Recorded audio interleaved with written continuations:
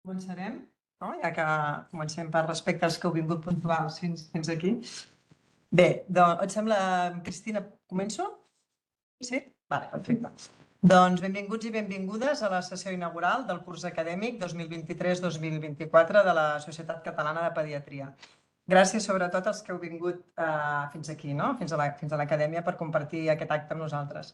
Som conscients de que cada cop, que és el que abans estàvem comentant, no? Costa més que les activitats científiques siguin presencials, però les sessions es fan online, estan guanyant molt terreny, però des de la Junta encara apostem perquè algunes trobades com aquesta siguin presencials, no? Que la sessió inaugural, per exemple, és un exemple. Necessitem el contacte, la proximitat per seguir generant aquesta comunitat pediàtrica. Avui us presentem el llençol, el nostre llençol d'activitats científiques, que ja veureu que està molt farcit amb sessions, tallers, i per primera vegada estem molt contents de poder oferir un curs per residents, amb uns mòduls bàsics que pensem que poden ser d'utilitat com a complement de la seva formació hospitalària. És el primer any, anirem veient com va i les necessitats dels residents, doncs així les tindrem en compte, no? I estarem molt atents. També estem molt il·lusionats d'encetar aquest curs amb una nova web. Els que hi heu entrat, veureu que té una nova imatge, més moderna, amb un intent d'unificar el disseny dels programes, dels documents, dels decàlegs. I tenim un apartat nou que feia temps que també el volíem encetar, que és l'apartat de les famílies, amb infografies, amb l'objectiu de que hi trobin una informació científica d'interès per la seva salut. La intenció és que els grups de treball hi participin de manera activa, com per exemple ja ha fet el grup de salut medioambiental amb el decàleg que es va presentar la setmana passada per entorns escolars segurs i saludables. També hi ha la infografia sobre la bronquiolitis i en relació a la campanya del Nirsevimab. Els grups de treball generen molt coneixement, ja sabeu que n'hi ha 20 i cada vegada estan entrant sol·licituds per fer-ne de nous. És un espai obert, a vegades hi havia el concepte que els grups de treball eren tancats, doncs és un espai obert amb tota la participació dels diferents pediatres i facultatius interessats en el tema. Es poden penjar els documents en les pestanyes que els grups de treball tenen per aquest ús. I la facilitat també que crec que hem guanyat en positiu és que des de la mateixa web, a l'enllaç s'hi poden connectar directament els grups que treballen en format online, la qual cosa també és molt còmode, sobretot a nivell de secretaria, per no tindre que estar pendent d'aquests enllaços.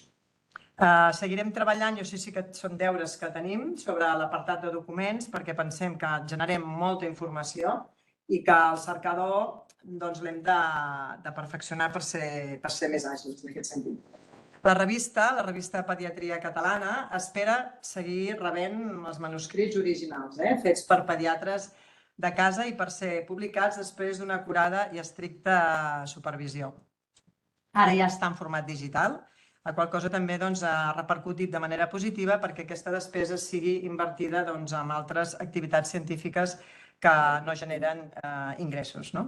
També estem contents perquè hem estrenat l'Instagram, que és una eina moderna, que esperem que sigui d'utilitat sobretot a les famílies i als altres professionals que es dediquen a la salut infantil per poder fer la difusió de missatges, actes, etc. Aquest any a la Secretaria Tècnica hi trobareu l'Àlex Olivares, la Maria José Muros i la Maite Medina pel que necessiteu. Moltes gràcies, ja no dic res més. Moltes gràcies al Quique Bassat, pediatre epidemiòleg, expert en salut global, que ens oferirà una conferència, sens dubte, molt interessant sobre noves estratègies innovadores per salvar vides en pediatria. Tenim moltes ganes d'escoltar-te, Quique. I dono la paraula a Pepe Serrano, que és el secretari general de la societat. Disculpem el Borja, el vicepresident de l'àrea científica, que per motius personals no ha pogut baixar de Girona, i ella ens farà 5 cèntims del llençol que hem preparat per aquest any. Bé, jo tinc que reconèixer que la sessió del llençol, que és aquest, era de les que sempre se m'havia fet més farragoses de la Societat Catalana de Pediatria, però intentarem passar via i fer-lo 5 cèntims perquè veieu tot el tipus d'activitats que tenim. Tenim 3 activitats que són de durada de tot el curs, un curs de formació continuada amb 3 blocs, urgències, pneumologia i malalties infeccioses.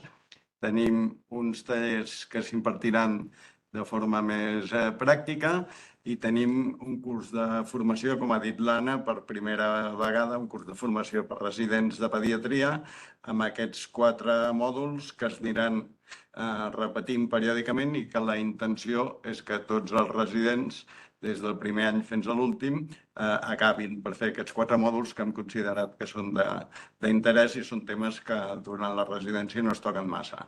A banda d'aquests 4 mòduls, hi ha aquests altres 3 que són pels residents dels últims anys. Dintre del curs de formació continuada, doncs això, bloc d'urgències, bloc de pneumologia, bloc de malalties infeccioses, el curs de residents i els tallers que aquí els teniu amb les dades. Com a destacats, com cada any, doncs tenim la sessió inaugural. Els que esteu aquí us aneu assabentat de la data i de l'hora. Tenim també la reunió anual de la Societat Catalana de Pediatria. Aquest any es farà a Girona, al Palau de Congressos. Bé, aquest any no, aquest curs serà el 2024. I com a altres activitats, doncs la jornada multidisciplinària no és el dia 24, és el dia 25 de novembre, amb un tema que està tan de moda com la salut digital i amb participació de professionals molt avesats en el tema de molts àmbits diferents. El 5 i 6 d'abril de 2024 es farà la nostra jornada de vacunes per primera vegada conjunta amb el Comitè Assessor de Vacunes de l'Associació Espanyola de Pediatria, el que vol dir que la jornada del comitè serà a Girona juntament amb la nostra. I el 15 i 16 de març doncs, es farà, com cada any es ve fent des del CIAP. Hi haurà els cursos de RCP i hi haurà la jornada d'actualització en pediatria d'atenció primària. Que no és aquesta data, sinó que serà... No és aquesta data perquè està pendent de revisar. Com ha dit l'Anna, tenim els grups de treball oberts a tothom, disposats a rebre-us i a rebre la vostra col·laboració i, com ha dit l'Anna també, una revisió de la nostra web que ara ofereix aquest aspecte molt més encisador que el que teníem abans. Espero haver estat clar i breu. Gràcies. Jo crec que, Quique, a l'auditori esteu. Poso aquí baix o... On te vulguis, mira, aquí hi ha el micro, perquè això és el macro, és més còmode. Aquí, que sí, és clar.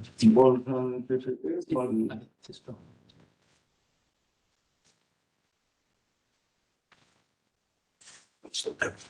Doncs moltes gràcies. No sé si serà interessant, però serà diferent. Això segur que serà molt diferent. Em fa molta il·lusió veure cares conegudes.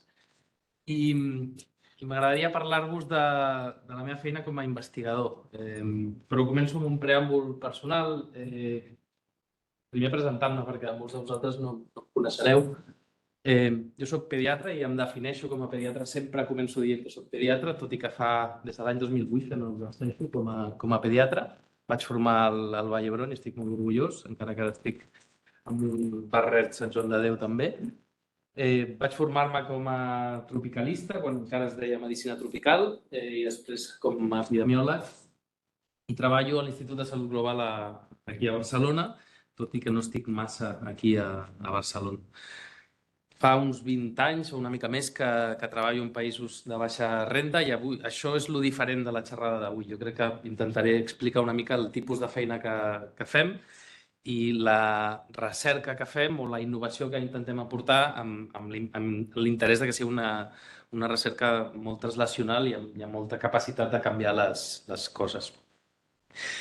I aquest preàmbul personal sempre m'agrada. Una de les primeres vegades que em va entrevistar un mitjà de comunicació em va obligar a posar-me la bata i posar-me davant d'unes pollates perquè jo era investigador i llavors tenia que posar davant d'un laboratori. Jo no em sento gens còmode, ja se'm veu a la cara, jo crec. Jo soc pediatre, ja ho he dit. Aquesta és una foto del Valle, es nota que fa uns quants anys perquè no tinc canes encara. Però aquest és el tipus de pediatria que jo feia, en una zona rural africana on no hi ha adreces, on les cases, els meus veïns vivien en una casa així, jo vivia en una casa de ciment i on he passat molts anys. I el tipus de malalties en les que jo treballo són malalties per les quals no m'han format mai, ni com a metge ni com a pediatre. Durant els 6 anys de carrera, durant l'any de MIR, durant els 4 anys de residència, vaig fer molt poca cosa relacionada amb el tipus de malaltia a les que després m'he dedicat, no? I aquesta gràfica, evidentment, és inventada, però és per demostrar que en aquests 11 anys de formació vaig fer formalment 1 hora de totes les malalties de la pobresa, no? Mitja hora de malària i mitja hora de tot l'altre, que em va donar el doctor Coratxan. I on treballo? He marcat en taronja a Moçambic, perquè és on he viscut durant molts anys i he passat més temps, però portem fent molta feina en molts llocs diferents. Is Global treballa a 40 països diferents. Jo en particular treballo en aquests països que he marcat, a l'Amazones brasiler, a Marroc, on hem fet bastants estudis, a Bhutan, que és un regne petitó als Himalaies, o a Papua Nova Guinea, on parlarem una miqueta de la feina que vam fer fa uns anys.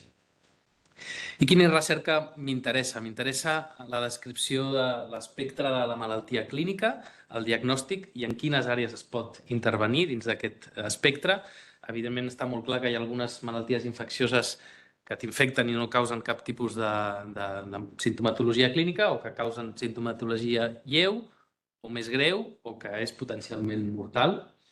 I m'interessen totes les àrees d'intervenció relacionades amb aquest espectre, no? La prevenció, el tractament etiològic, el tractament adjuvant o les estratègies inclús d'eliminació. I en algunes d'aquestes malalties en les que treballem directament tenim una ambició gran de pensar en la possibilitat d'eliminar en determinades zones geogràfiques aquestes malalties, interrompre la transmissió. Però hi ha una cosa que és la que m'ha interessat més en els últims anys, que és el prognòstic i la capacitat d'anticipar el que passarà, no? Que és, al final, durant molts anys hem intentat trobar eines diagnòstiques que en diguin què té aquest pacient. A mi m'interessa una mica més trobar eines diagnòstiques, eines pronòstiques que m'ajudin a dir què li passarà a aquest pacient, no? I sobretot sabem a pediatria que moltes vegades quan tens el primer contacte amb un malalt la simptomatologia és molt clàssica i molt típica, sigui quina sigui la malaltia que hi ha de base. Anem ja una mica a exemples, i he escollit uns quants exemples de coses que fem en relació a les diferents innovacions, no? I els diré de manera diferent aquestes innovacions i començarem per innovació tecnològica i posaré un exemple molt pràctic, no? La malària cerebral, que és la malaltia amb la que jo vaig fer la meva tesi doctoral, la malària, una malaltia en la que porto més de 20 anys treballant, té un problema, no? Tens casos de malària cerebral o malària, un nen en què li trobes paràsits en sang, però el diagnòstic de la malària cerebral és un diagnòstic d'exclusió. No és un diagnòstic que tinguis proves que t'ajudin molt directament, perquè trobar paràsits en sang en una àrea on es transmet de forma regular no vol dir que aquests paràsits siguin la causa de la malaltia que veus, perquè vas desenvolupant una immunitat natural adquirida progressiva. Però existeix una finestra al sistema nerviós central. El diagnòstic real de la malària cerebral es fa post-mortem, es fa quan fas una biòpsia del cervell i veus els paràsits a la microvasculatura cerebral. Però per sort tenim aquesta finestra in vivo que ens permet veure el que passa a nivell del sistema nerviós central mentre el pacient segueix viu. I la retinopatia malàrica, que es composa d'aquestes diferents característiques, cap d'elles és patognomònica, però la combinació d'aquesta sintomatologia, de les zones de blanquejament, dels canvis vasculars, de les hemorràgies i del papiledema, quan ho veus tot junt en el context d'un nen que té paràsits de malària en sang, sí que és altíssimament suggestiva de malària. El problema és que els pediatres no utilitzem massa l'oftalmoscop o la radiografia i menys a les zones on hi ha malària, perquè evidentment allà hi ha encara menys mitjans. Però la tecnologia aquí ens pot ajudar i ens pot ajudar de forma molt senzilla. I amb un grup d'enginyers de Madrid vam desenvolupar un retinògraf low cost, perquè evidentment el que ens interessa és que es pugui portar a les zones on la malària és un problema, que a més és una carcassa que s'imprimeix en 3 dimensions, amb una impressora de 3 dimensions que es junta amb un smartphone i que permet, a més, capturar imatges, enviar les imatges per WhatsApp o per qualsevol sistema, anotar-les i, utilitzant intel·ligència artificial, interpretar aquestes imatges. L'avantatge d'això és que és un software molt senzill, t'inverteix la imatge i m'agradaria que veieu lo fàcil que és. Això és un vídeo del que es veu directament, I mireu quina facilitat. I això ho pots gravar, ho pots fotografiar, ho pots enviar. El software ja t'inverteix la imatge, que és una de les coses que costa més quan ho intentes fer a mà, i et permet veure imatges, en aquest cas d'una malària cerebral, on veus els canvis i qualsevol persona pot utilitzar-ho. Ens acaben d'acceptar un paper específicament sobre aquesta metodologia, que no és molt complicada, però és una innovació tecnològica de baix cost que permet resoldre problemes i, evidentment, mirar la retina al tròpic serveix molt més que per diagnosticar la malària cerebral. Més problemes, el que podem intentar aportar solucions. Com fem un bon screening de la meningitis bacteriana, que mata uns 400 nens a l'any, al dia, al món, no? El diagnòstic de la meningitis bacteriana, com tots sabeu, requereix la punció lumbar, i el problema que tenim és doble. En els països de baixa renda no es fan prou puncions lumbars perquè no tens un laboratori assistencial que et pugui processar el líquid i interpretar si aquell líquid és patològic o no. Evidentment el pots mirar aquí així, però no és la solució. I en canvi aquí tenim el problema contrari. Per protocol, com ens fa tanta por que se'ns escapi una meningitis, qualsevol nen en alt risc se li fa la punció lumbar. I el resultat és que el 90 o el 95% d'aquestes puncions lumbars són normals. I això té un cost per al sistema i un perill per al pacient que no és menor. Evidentment, si tens un líquid així, això és una meningitis bacteriana que no cal un laboratori per diagnosticar-la, però la realitat és que la majoria de les vegades no és així. Llavors, perdona que aquí us haig d'ensenyar el vídeo, que és l'únic que no funcionava.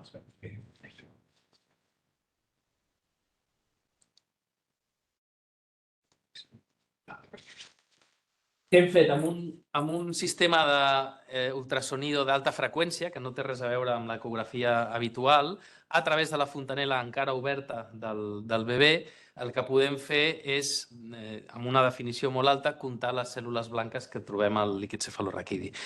Això no és un mètode diagnòstic. Evidentment, si el líquid et suggereix que tens 223 cèl·lules o 1.000, tindràs una alta sospita que allò és una meningitis, però tindràs que fer igualment la punció lumbar confirmatòria.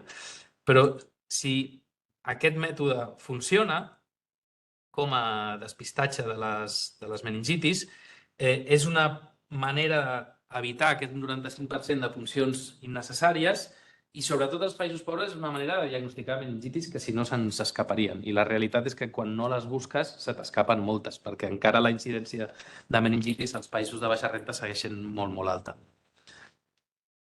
Aquest és el device que hem creat. Això és amb una startup d'aquí de Barcelona. Estem fent actualment assajos clínics a Marroc, a Espanya, a diferents hospitals espanyols, a Marroc i a Moçambic. Hem tingut sort perquè hem aconseguit fons competitius importants que ens permeten una estratègia de desenvolupament clínic. I l'avantatge d'aquesta tecnologia és que no només serveix per la meningitis, sinó que serveix per la uveitis, per la peritonitis i per altres problemes on el que necessites és un mètode no invasiu que et permeti veure si hi ha una cel·lularitat anormal on no hi haurien d'haver cèl·lules.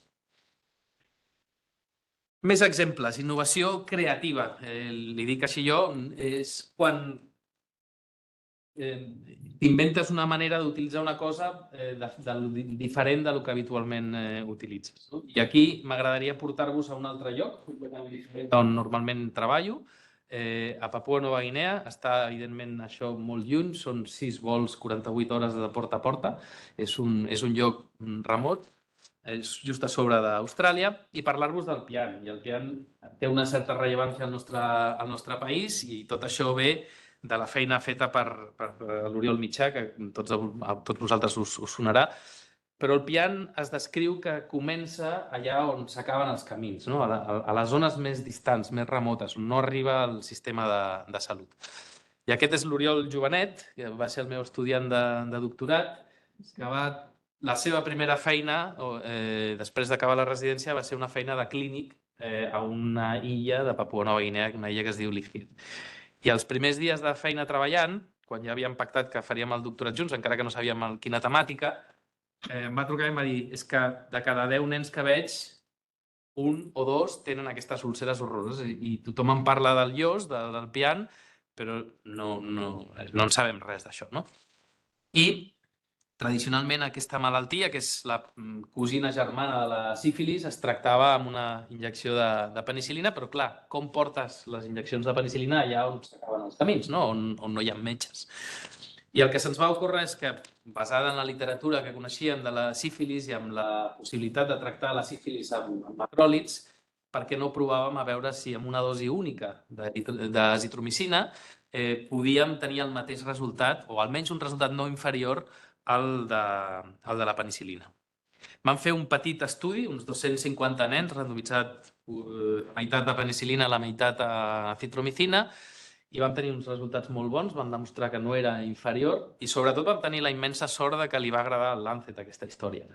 Perquè si no tens aquesta palanca del Lancet, es queda allà. Aquests resultats tan interessants i tan importants es queden allà. Però vam poder publicar-ho molt bé i això va obrir la porta a definir una possible estratègia d'eliminació o eventual erradicació d'aquesta malaltia. Als anys 50 del segle passat ja s'havia intentat erradicar el iós, hi havia una campanya mundial d'erradicació del iós utilitzant la penicil·lina i nosaltres el que vam proposar és molt més fàcil fer arribar la azitromicina oral a tota la població a risc, intentar interrompre la transmissió a través de programes d'administració massiva del fàrmac.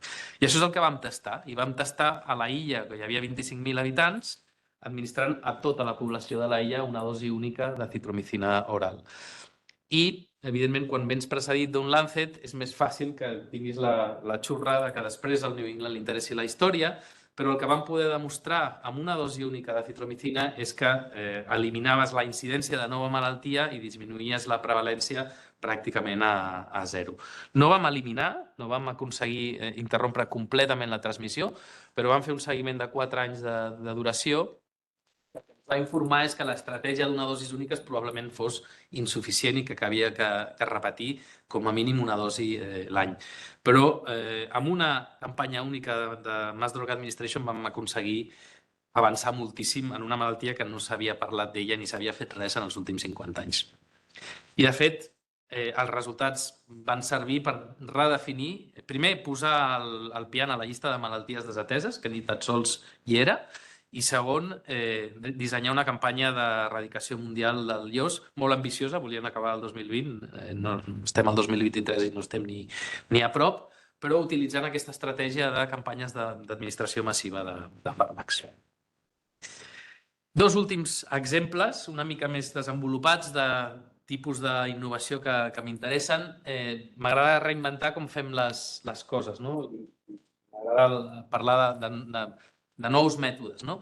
I una de les coses que m'obsessiona és que en els països de baixa renta, i aquí és molt diferent, però en els països de baixa renta no tenim ni idea de què s'estan morint els nens, perquè els mètodes que s'utilitzen per estudiar les causes de mort són molt inexactes.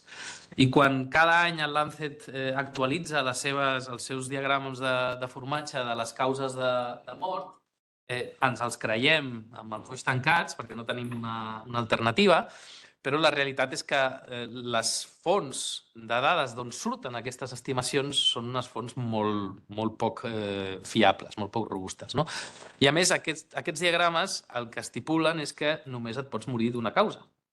O et mors de meningitis o et mors de malària, però no hi ha l'overlap que s'espera trobar en moltes de les malalties infeccioses i que sabem que existeix.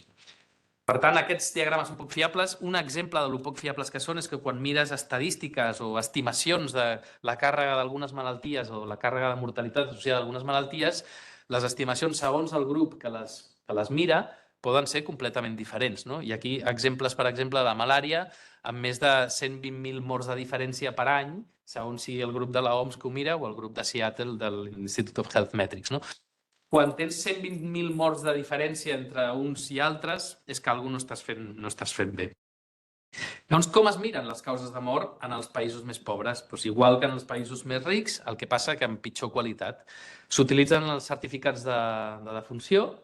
El que passa és que, com hem fet tots quan omplim certificats de defunció aquí, la gent en els certificats de defunció es mor de paro cardiorrespiratori. Això no serveix absolutament de res des del punt de vista d'informar quines han de ser les polítiques de salut per prevenir aquestes morts.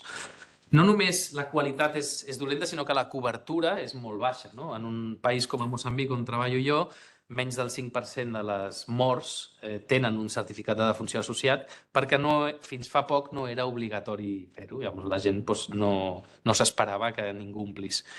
I, a més, la gent es mor predominantment fora del sistema de salut, a les seves cases. En el nostre entorn a Moçambic, el 60% de les morts en menors de 5 anys passa a les cases, amb la qual cosa ni tan sols tens a prop un clínic que pugui fer un certificat de defunció. Però si tens la sort d'arribar al sistema de salut, llavors tens unes dades clíniques que es van generant. De fet, aquí ens fiem moltíssim de les dades clíniques quan algú mor a nivell hospitalari, però això depèn de les eines diagnòstiques que tinguis al teu abast. I nosaltres no tenim, en els països més pobres, moltes eines diagnòstiques, amb la qual cosa la nostra certesa de les causes que han causat la malaltia, que ha acabat causant la mort, són poc fiables o són baixes. I a més, històricament, quan tu compares el diagnòstic pre-mortem amb el diagnòstic post-mortem, no només als països de baixa renda, però a tot el món, es descriuen unes discrepàncies clínico-patològiques bastant importants. Nosaltres ho hem fet a Moçambic i hem trobat que més del 30, entre el 30 i el 50, depenent del grup d'edat, dels diagnòstics pre-mortem tenien errors considerats majors i això defineix que hagués pogut canviar el pronòstic si s'hagués fet el diagnòstic correcte. Però que t'equivoquis en la meitat dels teus diagnòstics pre-mortem és molt significatiu. A més, evidentment, en un món no digitalitzat encara, trobar aquesta informació clínica, sobretot quan t'interessa fer estudis epidemiològics a gran escala, esdevé una tasca titànica. I aquí tinc dos nois que treballen amb mi buscant específicament històries clíniques, però amb poca esperança. Existeix una altra eina que es diu autòpsia verbal, que no és més que una entrevista protocolitzada que fan treballadors de camp als familiars de les persones que han viscut al voltant del cas de la mort. En aquest cas, una mare que tenia uns bessons i un dels bessons va morir poques hores després de néixer. Tens un treballador de camp, li fa una entrevista, segueix un guió que defineix l'Organització Mundial de la Salut, una entrevista llargueta d'uns 45 minuts en el que preguntes tota sèrie de preguntes. Primer li demanes una narrativa, expliqui'm què creu que va passar, i després vas fent preguntes guiades. Tenia tos, no tenia tos, quants dies, tenia febre, havia perdut pes, etc. Us poso un exemple del tipus d'informació que es genera a través de les autòpsies verbals i entendreu el grau de confiança que tinc jo en una eina com aquesta. La malaltia comença amb febre, tos, uns quants dies després va començar amb diarrea, vòmits, el nen va ser portat al puesto de salut número 205 i després referit a l'hospital 206, on va morir el mateix dia. I la causa probable de mort va ser febre i la causa alternativa de mort va ser diarrea. Això no és massa més útil que el paro cardiorrespiratori, en el qual us teniu una idea de lo poc fiable que és.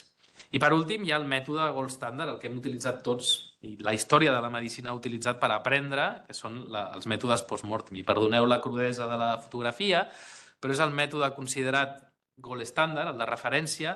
El problema és que no hi ha patòlegs, o no hi ha patòlegs que puguin fer autòpsies, perquè els pocs patòlegs que hi ha es dediquen a fer treball en mostres de vius, no hi ha infraestructures per fer autòpsies completes, però sobretot, i aquest és el problema fonamental, hi ha una acceptabilitat molt limitada o nul·la en alguns casos i una efectivitat molt baixa. Amb la qual cosa, generalment no es fan autòpsies en els països de baixa renda, amb poquíssimes excepcions. Aquesta és una figura del número de patòlegs per habitant. Nosaltres aquí tenim al voltant d'un patòleg per cada 15.000 habitants. La majoria de països africans tenen un patòleg per més de 1 milió d'habitants o de 5 milions d'habitants o directament no tenen patòleg en el país, amb la qual cosa us portareu una idea.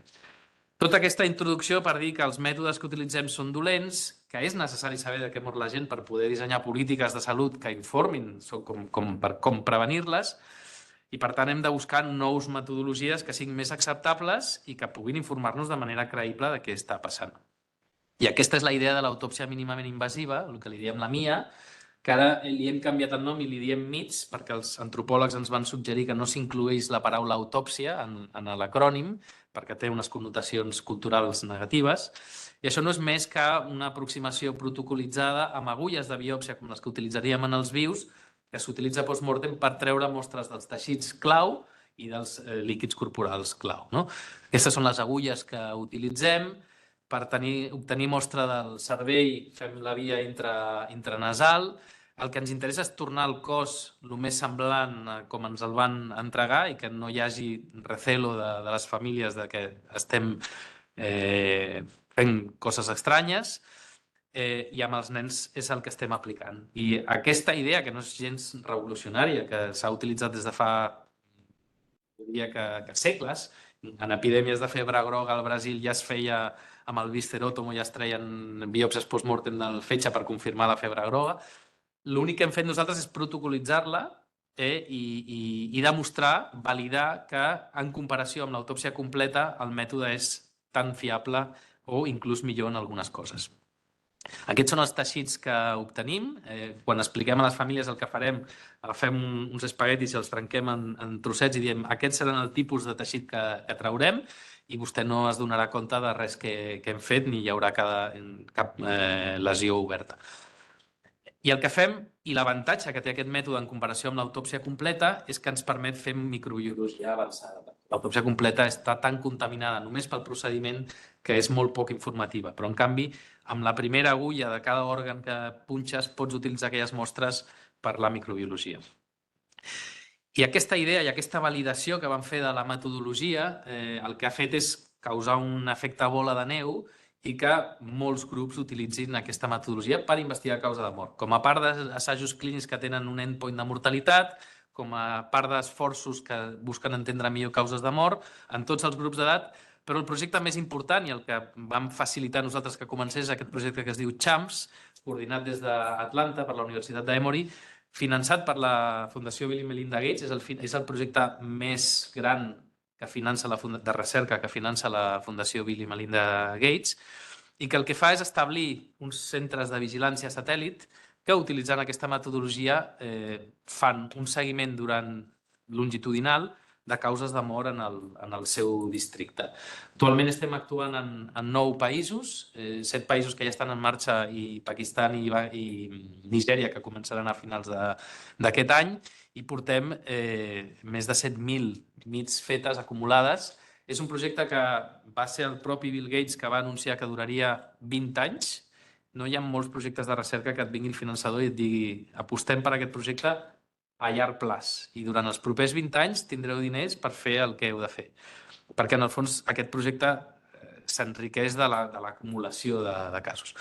I fem tota una sèrie de proves. Evidentment, la patologia dels teixits és el que ens informa més, però tenim screening de més de 120 patògens diferents en diferents teixits i líquids, incloent sang, incloent líquid cefalorraquidi, pulmons, fetge. I a través d'això vam publicar ja fa uns anys tots els mètodes en un monogràfic del CID. A través d'això estem seguint i tenim una pàgina web molt informativa perquè és tot open access i la Fundació Gates ens va finançar amb la condició de que tot fos open access, no només les dades sinó que també l'accés a les mostres si les vols utilitzar. I el que fem és anar publicant tot de forma rutinària. Hem fet ja unes 7.000 MITs, de les quals ja hem descodificat, li diem, el procés d'arribar a un diagnòstic. Utilitzem un equip que inclou pediatres, neonatòlegs, obstetres, microbiòlegs, patòlegs i especialistes en salut pública que discuteixen cas per cas i posen en comú tota la informació que es genera. Es genera una quantitat d'informació per cada cas brutal. I això ens permet passar d'aquesta gràfica de 2 dimensions poc fiable a una cosa molt més elaborada. Hi ha un pathway of death. Ja no és una única causa, sinó que és una concatenació de conteixements que et porta des de la causa precipitant a la causa immediata. La granularitat i la riquesa que tenim amb aquesta eina per estudiar les causes de mort ens permet posar nom i cognom als patògens que anem trobant, donar-li importància. Aquest és només un exemple. En el passat, quan només teníem les 2 dimensions de la gràfica de formatges, dèiem que un 14% dels nens morien de pneumònia i acabàvem allà. Ara podem dir que moren de pneumònia causada per Streptococcus pneumoniae, no inclòs a les vacunes de 10 serotips o de 13 o el que sigui, multiresistent, o sigui, podem anar a una granularitat molt més gran i, evidentment, trobar unes coses que ni tan sols apareixien en la foto fixa de les causes de mort en nens. I acabaré ja amb l'últim exemple, i perdoneu que estic parlant molt, però aquest és el que tinc més recent i el que m'agrada més explicar, és com reinventar el triatge del nen malalt, no? I, evidentment, quan tens una llarga cua de mares amb els seus nens i estàs tu sol com a metge en un entorn com aquest on no tens gaires eines diagnòstiques, t'agradaria molt tenir aquella lupa màgica que et diu és aquest el que t'has de preocupar i els altres no cal que corris, però aquest sí, no? I la realitat és que quan fas malament el triatge, sobretot en aquest tipus d'entorns, això té conseqüències. Quan un 60% de les nostres morts passen a casa, és perquè has enviat a casa, o no l'has vist mai, o si l'has vist i t'has equivocat, l'has enviat a casa i has condemnat a que aquell nen acabi morint-se a casa, no? Sabem que de les causes de febre, i em centraré en la febre, encara que això és més ample que només el triatge del nen amb febre, però sabem que de les causes dels milers de milions de casos de febre que hi ha cada any, i sobretot en les zones on hi ha malària, es calcula que els nens africans tenen entre 6 i 8 episodis febrils a l'any, un 1% només són causes potencialment greus. I els mètodes actuals que tenim de triatge, que són els scores de gravetat, els biomarcadors més clàssics que portem molts anys utilitzant però que són no són massa perfectes, com la proteïna C reactiva, la procalcitonina, etc. Són mètodes que, primer, no sempre funcionen igual de bé en un entorn que en un altre. Per exemple, la proteïna C reactiva també s'aixeca quan hi ha malària, amb la qual cosa ja no t'ajuda tant a decidir quin tractament has de donar, però sobretot són mètodes ineficients, cars, moltes vegades que requereixen un suport laboratorial que no està present en aquests entorns, o una expertise que no tenim. I sabem que les malalties infeccioses segueixen causant més de 2,5 milions de morts cada any, no? I que les febres moltes vegades, molt sovint, corresponen. A més, fer un triatge malament el que comporta són despeses innecessàries, no? I sobretot si estàs treballant en un sistema on els recursos són molt escassos, no et pots permetre el luxe de malgastar els diners, no? O no pots permetre el luxe de dir aquests pocs vials de ceftriaxona, que és el màxim antibiòtic que tinc en el meu hospital distrital, m'he equivocat a què li he donat i no he escollit el que realment els necessitava, no?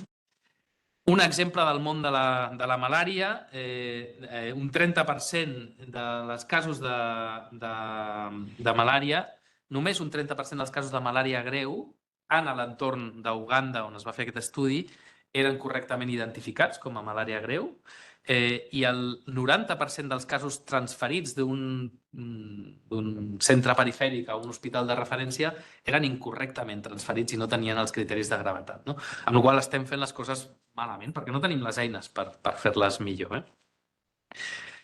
El problema de l'alta també és un problema. Aquí tenim el luxe de poder-nos permetre esperar i donar l'alta quan estem segurs que un malalt la necessita, però quan tu tens 40-50 ingressos al dia, has de buidar el teu hospital cada matí per donar espai als nous que venen, amb la qual cosa tens una lleugeresa a l'hora de donar l'alta que no necessàriament tens criteris clars de com, aquí li puc donar l'alta i aquí no. I sobretot no et pots permetre el luxe de dir torni dintre de 3 dies que faré una visita de control, no?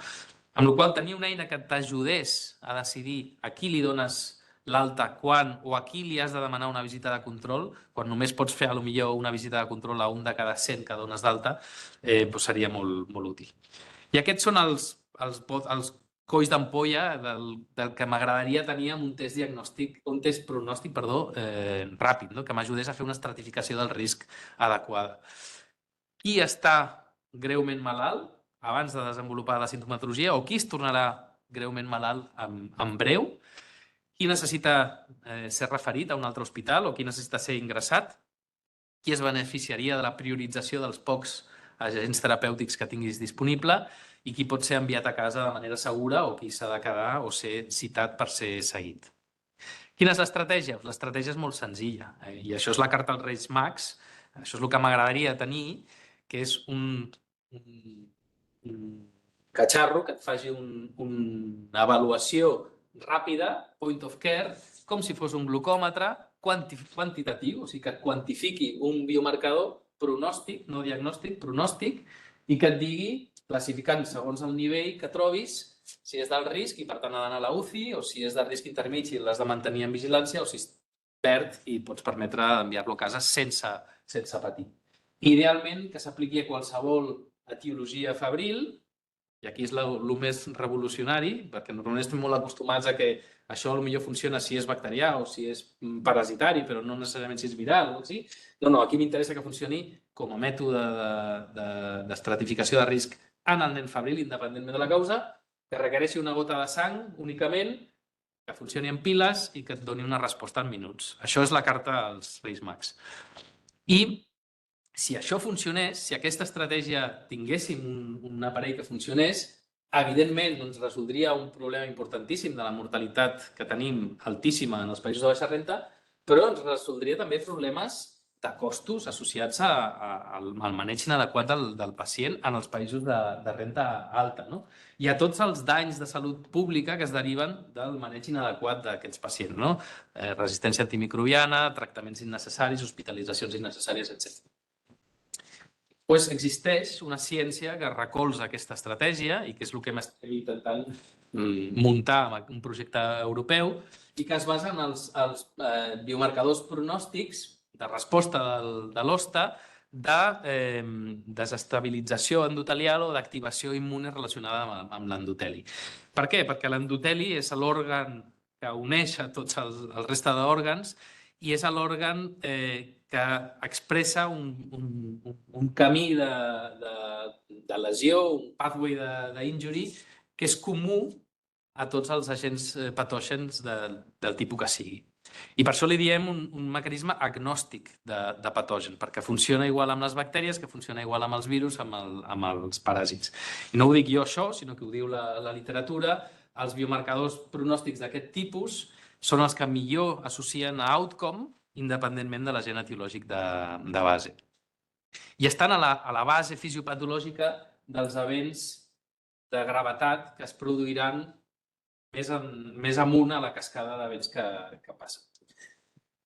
Aquest és el projecte europeu que escrivim i que aconseguim finançament de la Unió Europea. És un projecte Horizon que coordinem des d'aquí Ace Global, que té 13 partners, amb partners europeus diferents que s'ocupen del desenvolupament tecnològic i de definir tot el camí regulatori relacionat amb un device com aquest, però amb 3 partners indispensables africans, Etiòpia, Gabon i Moçambic, on farem els estudis de validació d'aquesta estratègia. Pots inventar-te el millor device, però si no demostres que la seva utilització millora les coses, no canviarà res.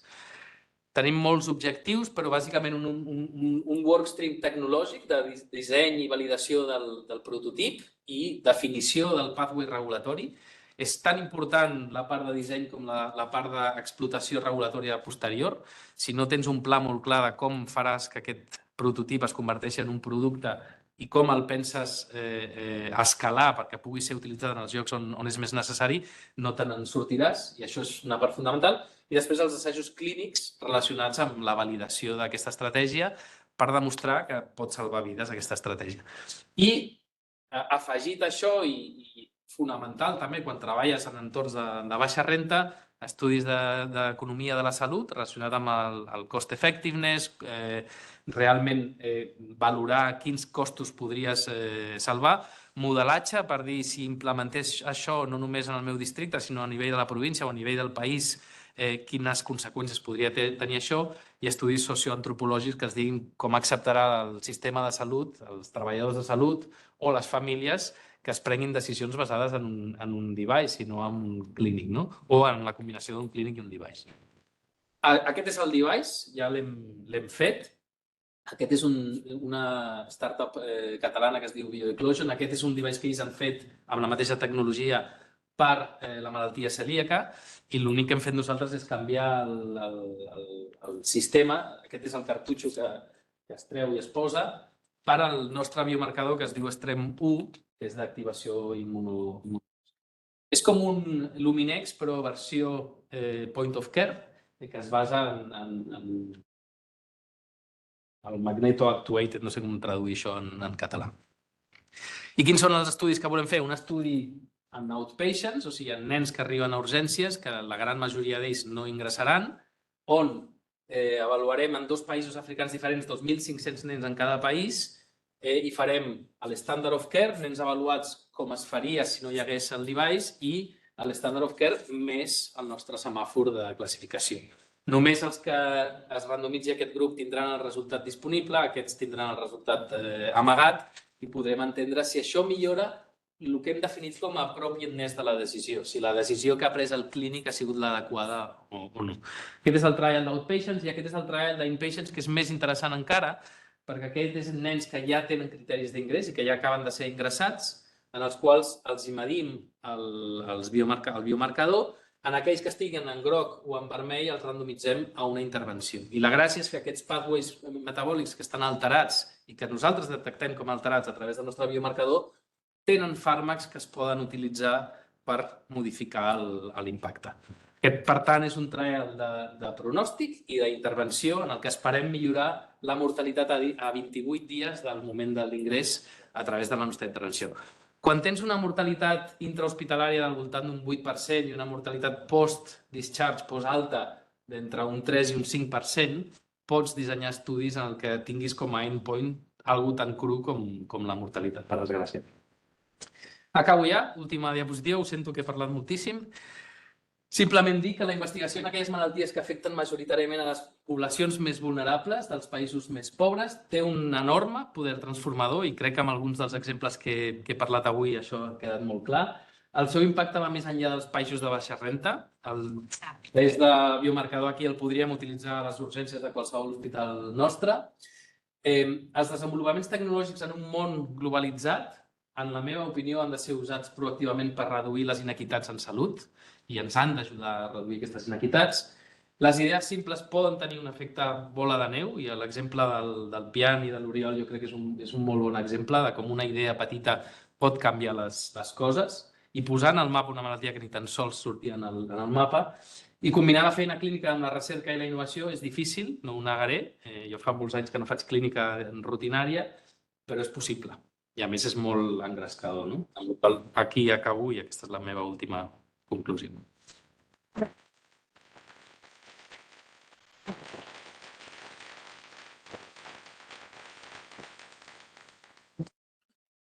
Preguntes? Ens hem quedat tots. Comentaris? És el truco, parlar molt ràpid per no deixar-lo respirar i ja fer una... Això, ens hem de parlar. O sigui que... moltes gràcies, perquè realment ens hem quedat... Ja he dit que era diferent, com a mínim diferent. Però és que es poden fer coses molt xules. I aquí la gràcia moltes vegades és combinar gent que pensa de manera molt diferent. Nosaltres tenim molta interacció amb enginyers, tu als enginyers els hi proposes un problema i ells et donen una solució que a tu no se t'hagués acudit mai, però que ells com pensen amb una mentalitat molt diferent et poden donar aquesta solució tècnica, no?, al teu problema. I moltes de les nostres idees d'innovació sorgeixen d'aquest diàleg amb gent que pensa diferent i te la resolen ells. Després tu l'apliques i demostres si funciona o no. Sí, total. Enriqueix la solució del problema, de manera... Clar, totalment. Algunes d'aquestes idees sonen una mica ciència-ficció, i realment al principi quan les expliques, me'n recordo quan l'enginyer de la meningitis el vaig conèixer en una reunió de l'AEP a Madrid fa 7 o 8 anys i em va explicar això i vaig dir això, però quina bogeria és això de comptar cèl·lules a través de la fontanel·la però bueno, vaig tenir la sort de creure mal i vam començar a treballar junts i ara estem en un estadi molt avançat i realment ho veus i l'aparell et diu. Hi ha eines que ens agradaria tindre-les a primària, No, clar, és que...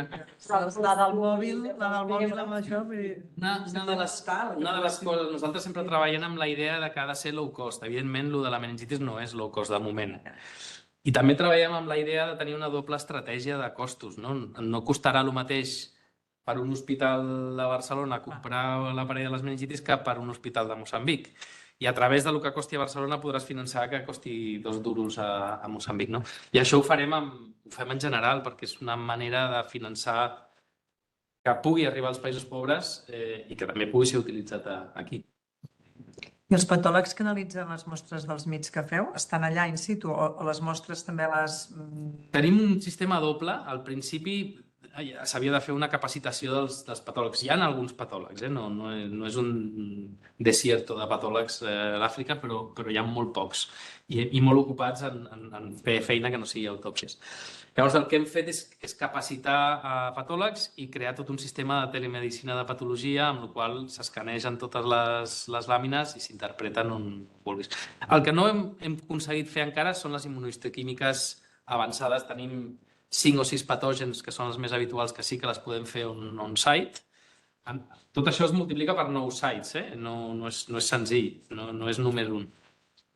I clar, no té sentit invertir en portar la immunohistoquímica de l'èbola a un lloc on no hi ha hagut mai èbola, o no hi haurà mai èbola probablement. Però sí que té sentit anar capacitant i construint capacitats perquè no necessitem el CDC d'Atlanta per fer l'anàlisi fino d'algunes mostres.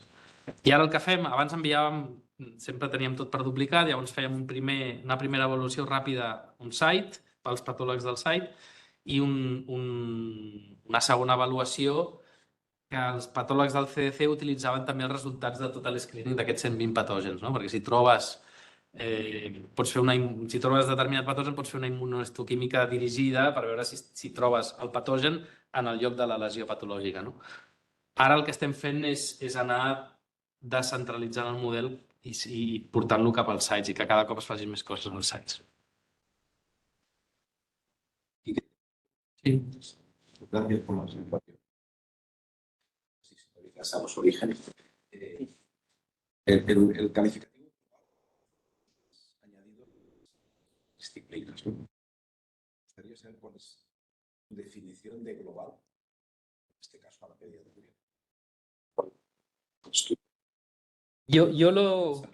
Sí, además se habla del sur global, del norte global. El global es global, o sea, es todo, ¿no? Yo lo asocio a inequidad. Ese es mi concepto clave de lo que considero yo la salud global. Evidentemente, la salud global es lo que nos afecta a todo el mundo, pero a mí personalmente me da un poquito igual lo que le pueda afectar al finlandés de 75 años de edad si no tiene que ver con las inequidades en salud. Entonces, para nosotros, dentro de la definición de salud global, tiene que entrar el concepto de inequidad. No sé si te responde eso. Bueno, felicitats. Sempre és un gust sentir-te. És un orgull, a més, que estiguis ficat en tants projectes, no? Ja és global. Jo volia preguntar sobre aquest darrer estudi que portaves al biomarcador. Aquest biomarcador deies que no només diagnosticava greu, sinó que, a més, era una mica com a preventiu, és a dir, és un pas abans de... No, preventiu no és, però s'anticipa, o sigui, s'aixeca abans que comenci la simptomatologia greu. O sigui, et permet identificar abans de que quan un nen està en coma no se t'escaparà que aquest nen està molt greu, no? Però si tens la típica cua d'urgències on tens a tots els nens que s'assemblen i on és difícil veure realment qui se't posarà malament molt ràpidament, aquest biomarcador s'anticipa cronològicament a l'aparició de la simptomatologia.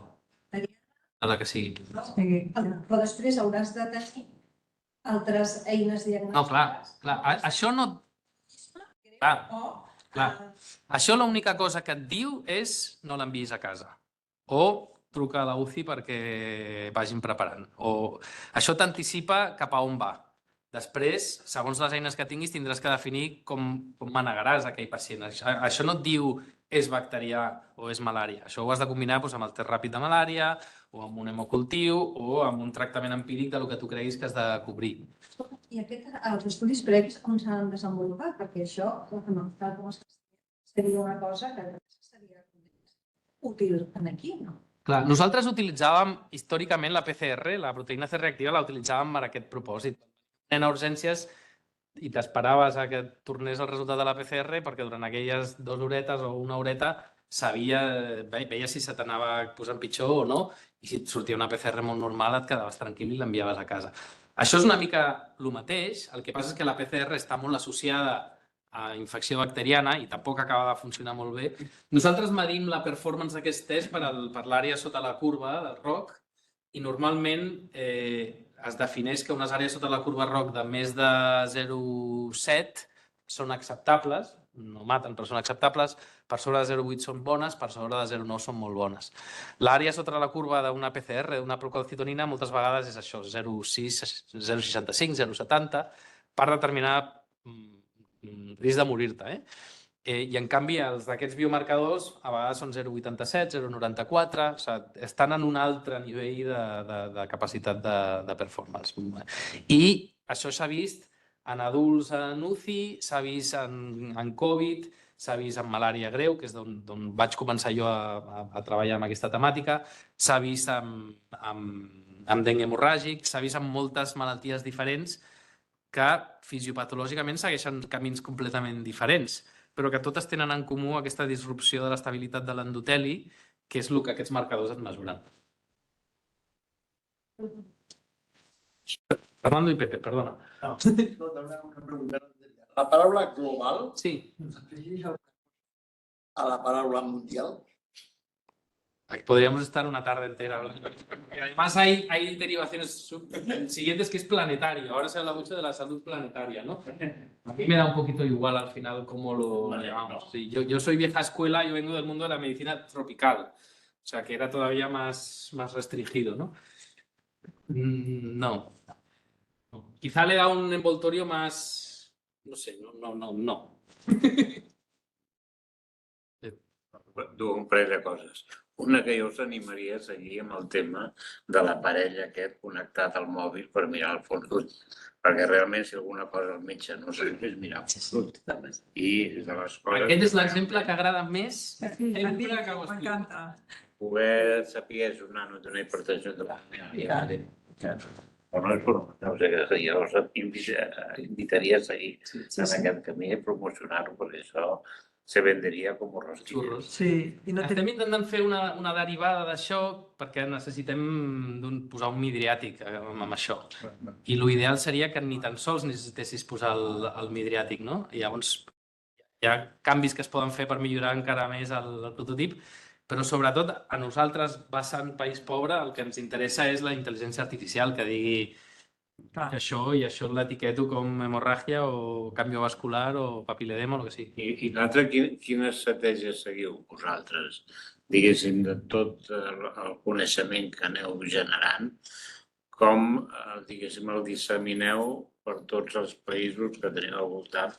Perquè quan veies aquella diapositiva dels diferents països de l'Àfrica, veus que les situacions són totalment diferents. No teniu alguna estratègia de disseminació de... És difícil, fins que no ve això és l'Organització Mundial de la Salut, fins que no ve l'Organització Mundial de la Salut i recomana alguna cosa del que t'has fet, allò no existeix per als països africans almenys. Ha calgut que l'Organització Mundial de la Salut recomani la vacuna de la malària perquè comenci a utilitzar-se la vacuna de la malària.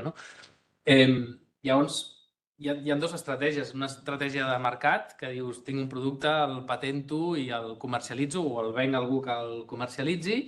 I tens una estratègia de la gent que influencia les polítiques de salut. És a dir, convenço els policymakers de que recomanin l'utilització d'aquest tipus.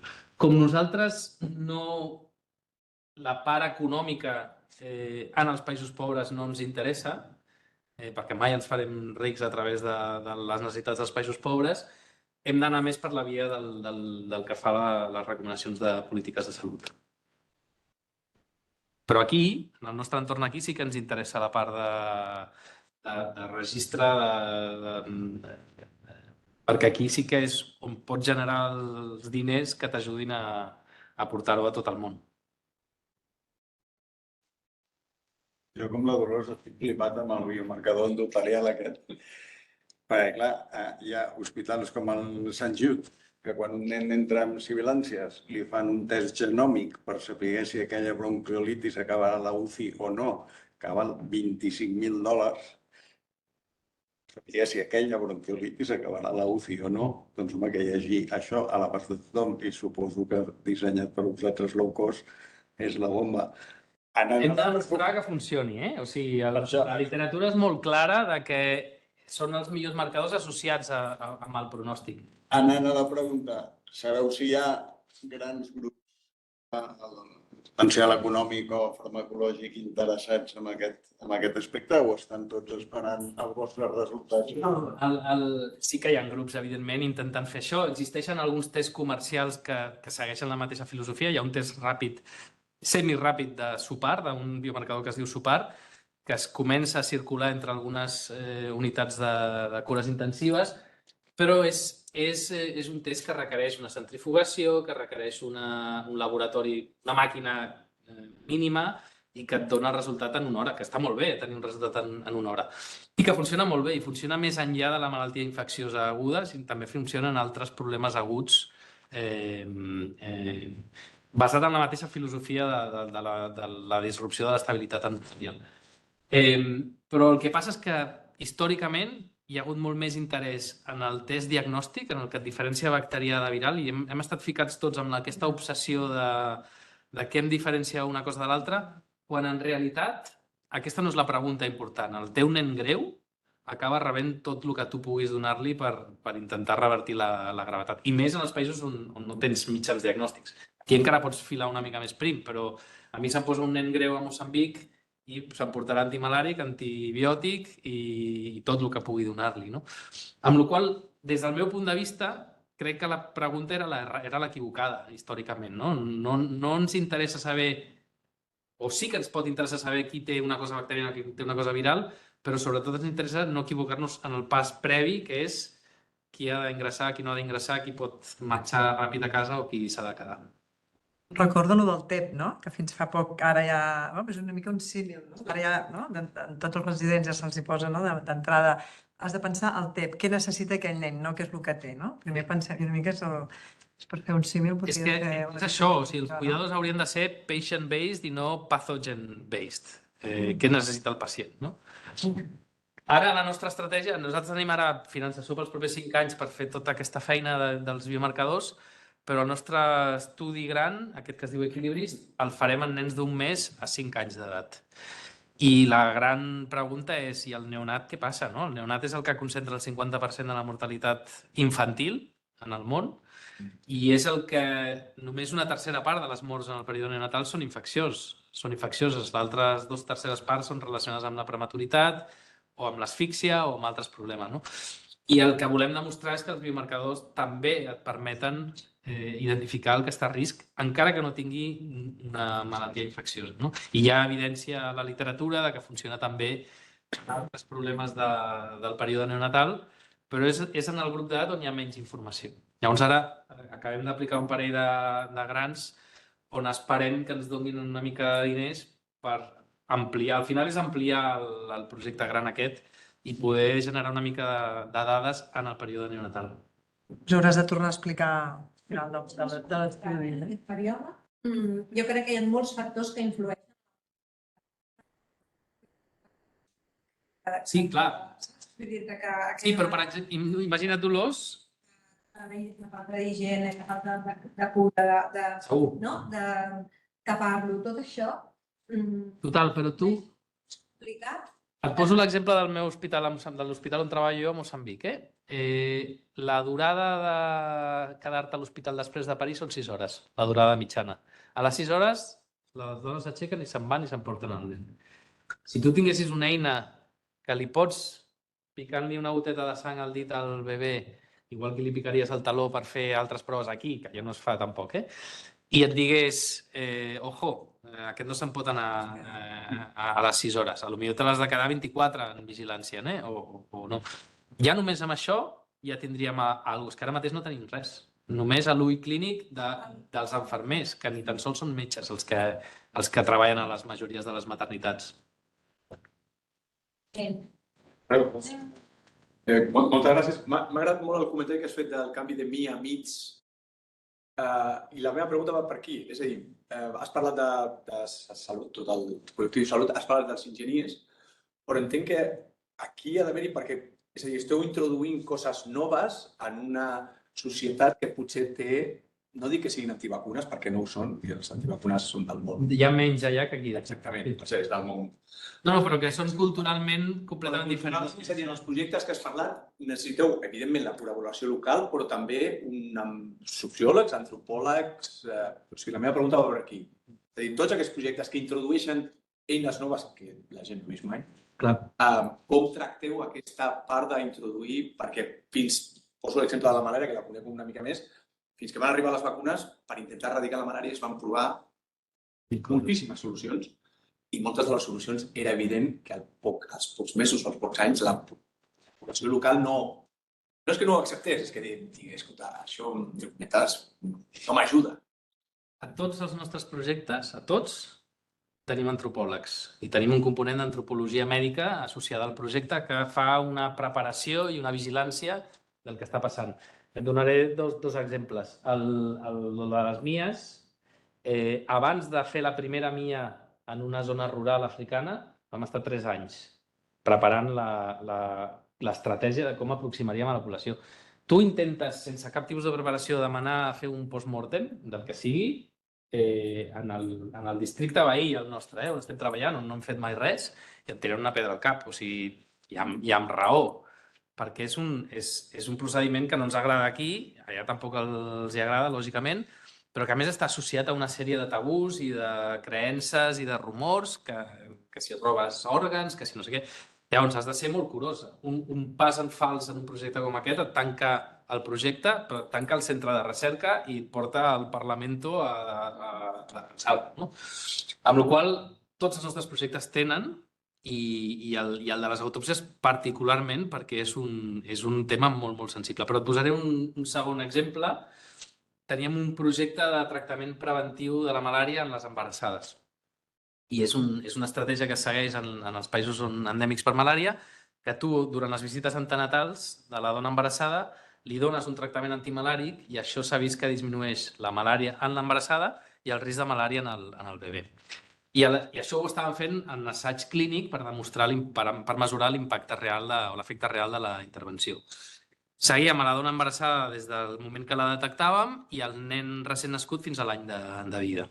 I teníem, com a quasi tots els projectes que fem a Moçambic, teníem una acceptabilitat d'un 95%. Tothom estava encantat de participar perquè sabia que tindria una millor cures de salut. I de sobte, d'un dia per l'altre, ens cau en picat l'acceptabilitat i del 95% passem a 10%. 9 de cada 10 mares enfadadíssimes que no volien participar, que no enteníem què estava passant. Enviem els antropòlegs i els antropòlegs amb 3 sessions i 3 preguntes ben fetes entenen que el recent nascut quan naixia el medíem, el pesàvem i determinàvem tota una sèrie de paràmetres i al medir el nen utilitzàvem una caixa d'aquestes d'UNICEF que té una part mòbil i l'altra es fixa i les mares interpretaven això com que estàvem mesurant l'ataúd del bebè. Algú tan bèstia com això, amb tota la raó que tenien aquelles mares. O sigui, les mares preocupadíssimes que estaven mesurant perquè aquests nens amb l'estudi els matarien. Va ser explicar bé el que fèiem, canviar el mètode i mesurar-ho amb una cinta plana i tornar a 90% d'acceptabilitat. Però si no tens aquestes eines i no pots ser responsiu, perquè aquest vam tenir sort i el vam corregir, però no pots... Tens que ser preventiu amb aquestes estratègies. I per això tots els nostres estudis tenen el component antropològic que avalua les percepcions dels participants, les percepcions dels treballadors de salut. Un treballador de salut et pot boicotejar el teu millor projecte. Això de les autòpsies mínimament invasives, per exemple, tu li estàs dient al familiar que s'ha equivocat el treballador de salut, que no s'ha mort de malària, sinó que s'ha mort d'una cosa completament diferent i que és un inútil el treballador de salut. Amb la qual cosa el treballador de salut potser dirà amb mi ningú acceptarà participar això i són ells els que han de demanar l'accés. Amb la qual cosa tot això ho has de poder anticipar i has de dissenyar un acompanyament de recerca socioantropològica que et permeti que no t'equivoquis. Per tant, entenc que tots els projectes o la majoria dels projectes que has presentat es fan a llocs on ja teniu, no dic que sigui com el CICIM o Moçambic, és a dir, no aneu a un lloc nou de sobte. Sí que anem. El que passa és que abans de començar les activitats tenim els nostres antropòlegs o els antropòlegs que hem format en el país, que són els que prepararan el terreny per poder fer l'estudi. Un altre exemple molt senzill. Vam participar en un estudi multicèntric de microbicides vaginals per prevenció del SIDA amb empoderament de la dona, que fos la dona la que decidís com protegir-se del SIDA. Eren uns gels vaginals que la dona s'aplicava amb antirretrovirals i que tenien la possibilitat d'eliminar el virus i disminuir el risc de transmissió. Imagina't què és explicar-li al marit de la dona que la seva dona ara es posarà un gel a la vagina quan tinguin relacions sexuals que serà diferent del que estan... O sigui, aleos que ens fiquem nosaltres mateixos de considerables. Si tens una bona preparació, un bon community engagement, unes bones discussions amb els participants abans de... saps com integrar-ho. De la mateixa manera que pots tenir la millor eina del món amb una eficàcia del 99% per el que sigui, si no t'ho compra la comunitat, es mor allà. Amb la vacuna de la malària, que té una eficàcia del voltant d'un 50%, que és una eficàcia bastant mediocre, tot i que per cada 200 nens vacunats salves una vida, ha sigut al revés. La voluntat de la població de protegir-se contra una malaltia com la malària, de la qual som molt conscients, que ens és igual que no funcioni massa bé aquesta vacuna. Si ens dieu que salva una vida per cada 200 nens vacunats, tots volem vacunar-nos.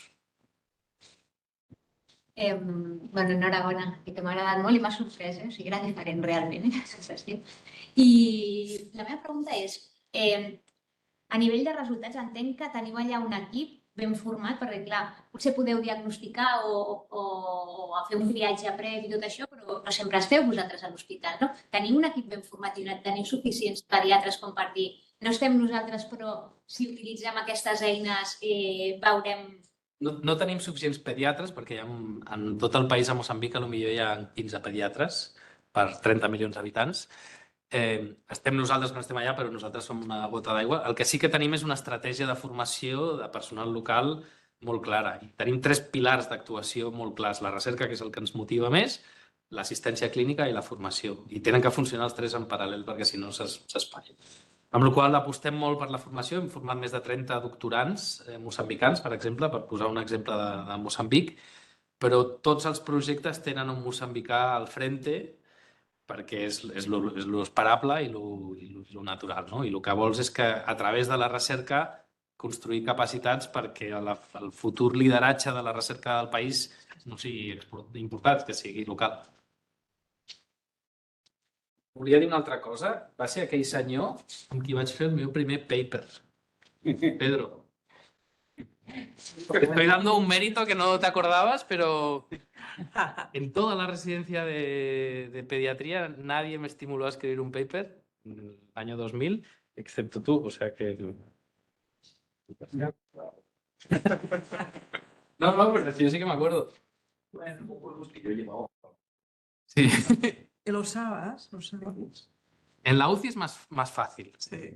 pero lo infrausamos muchísimo. Espero que el portis aquí, perquè això portar-ho aquí a la butxaca ens irà superbé. Tant de bo sigui així.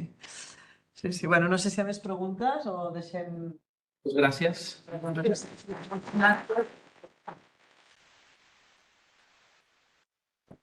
Molt bé.